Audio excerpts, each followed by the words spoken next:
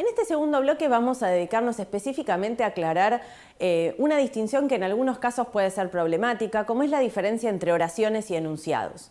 Nosotros recién definimos en el bloque anterior a los argumentos como un conjunto de enunciados, ¿sí? Ahora, veamos primero la primera placa que yo tengo acá para compartir con ustedes. La primera placa dice 1. Cristóbal Colón descubrió América.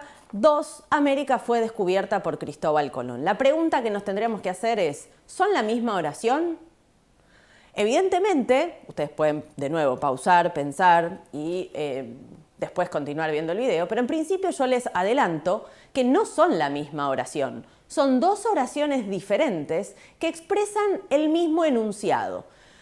¿Qué quiere decir esto? Que el enunciado es aquello que está afirmado por las oraciones, es el contenido de la oración, mientras que las oraciones son estrictamente la base material que permite sostener determinados contenidos, en este caso los enunciados expresados por Colón y el descubrimiento de América.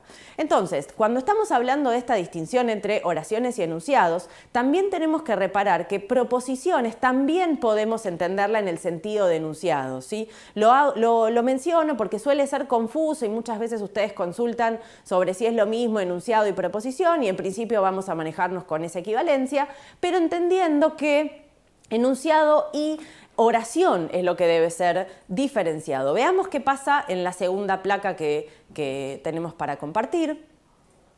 En esta placa yo sinteticé algunos de los rasgos principales que nos permiten avanzar sobre esta distinción. Leamos, dice, la oración es el soporte material de un enunciado. Las oraciones están asociadas a un lenguaje específico y suponen una determinada concatenación de expresiones. Fíjense, la definición de oración está asociada a los componentes materiales, es decir, a las palabras y a las formas lingüísticas específicas con las que elegimos expresar un enunciado. Por el contrario, el enunciado, y vuelvo a leer la placa, es aquello afirmado por la oración. Ahora bien, si hacemos esta distinción, la inmediata conclusión que podemos sacar es lo que aparece a continuación, y es que no todas las oraciones expresan enunciados, es decir, va a haber oraciones que no van a tener ese rasgo. Fíjense, no todas las oraciones afirman enunciados. Las que sí lo hacen se llaman oraciones declarativas. Solo de ellas se puede sostener que son verdaderas o falsas. ¿Qué quiere decir que no todas las oraciones expresan enunciados? Las preguntas no van a ser enunciados en el sentido de estas oraciones declarativas. A la ciencia lo que le importa es hacer un trabajo acerca de la descripción de la realidad, la caracterización, la explicación y la argumentación de los fenómenos, pero sobre todo con enunciados de los cuales podamos determinar si son verdaderos o falsos, ¿sí? Es decir, cuando encontramos estas oraciones declarativas, estamos ante oraciones que forman parte necesariamente del trabajo científico. Por lo tanto, oraciones que expresan preguntas, estados subjetivos o incluso órdenes uno los lee y son oraciones, pero no forman enunciados en la medida en que no permiten que nosotros caractericemos ese contenido afirmado por las oraciones en términos de verdad o falsedad.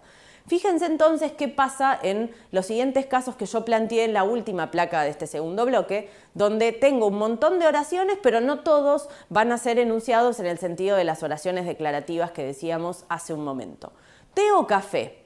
¿Té o café? Es una pregunta, es una opción, me plantean una alternativa. Yo no puedo determinar si esta pregunta es verdadera o falsa. En todo caso, podré decir si alguien afirma que ha realizado esta pregunta, que el hecho de haberla afirmado pudo haber sucedido o no, pero la pregunta en sí misma no admite que yo diga si ella es verdadera o falsa.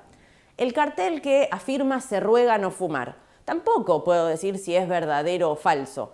Simplemente lo que tengo ahí expresada es una orden, una indicación respecto de qué se puede hacer y qué es lo que no se puede hacer, pero no es una oración declarativa, no es un enunciado, por ende no puedo yo predicar verdad o falsedad acerca de ella. Finalmente, en el caso 3 tengo otro ejemplo de una oración que no es un enunciado. Hola, mi amor. Lo que tengo allí es una oración, un fragmento mínimo del lenguaje, pero que indica más bien la manifestación de un estado subjetivo, mi emoción al ver a alguien, mis sentimientos ante el encuentro con una persona amada o querida por mí, pero no es una oración declarativa. En el caso de las oraciones 4 y 5, sí estoy ante oraciones declarativas. Lo importante es que estas oraciones declarativas pueden ser tanto verdaderas como falsas, ¿sí? No importa si son falsas o no importa si son verdaderas, lo que importa es que yo pueda encontrar alguna manera de determinar si ellas son verdaderas o son falsas. Fíjense, 4. Racing venció ayer a Independiente.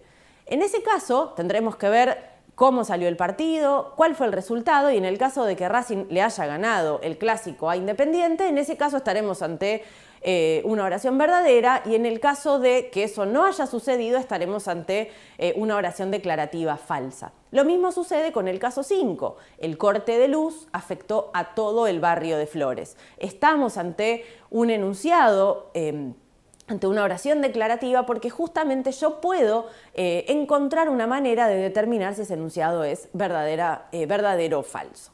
Por lo tanto, quería hacer esta aclaración para que cuando ustedes en la lección trabajan y avanzan con la idea de enunciado y la idea de oración, no los confundan y admitan esta posibilidad de que haya oraciones que no expresen enunciados y que en ese caso, digamos, las oraciones que no expresan enunciados van a quedar excluidas del corpus del lenguaje propio de la ciencia, porque justamente si lo que la ciencia busca hacer es explicar, describir y argumentar sobre la realidad, lo que vamos a necesitar es poder, en última instancia, determinar si el lenguaje con el que nos referimos a los hechos es verdadero o es falso. Nos queda un último bloque, el tercer bloque, en el que vamos a retomar la estructura general de los argumentos y vamos a precisar un poquitito más la diferencia entre premisas y conclusión, dado que premisas y conclusión son las dos funciones